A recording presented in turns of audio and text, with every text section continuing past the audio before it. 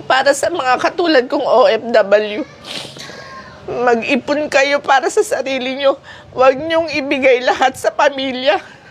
Kasi hindi kayo nakakasiguro na pag tumanda kayo at wala na kayong pera, aalagaan kayo ng mga yan. Katulad ng nangyari sa akin, nung wala na akong pera, halos kaaway na ang turing sa akin. Parang ang sama-sama ko na. Sige, nakikitira ka lang dyan. Hoy! Angkas! Nakikitira ka lang dyan. Sige! Sige! Nakikitira ka lang dyan. I-upload ko to.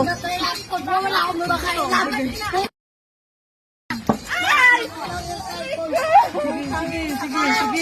Wawari, gaganyan-kanya yan. Sige! Mandel! Tama ka barangay! I-live ko pa! I-live ko pa! Bahayan! Melvin!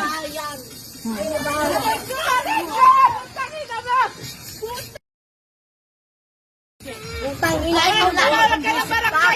Wala kaming pakialam sa'yo!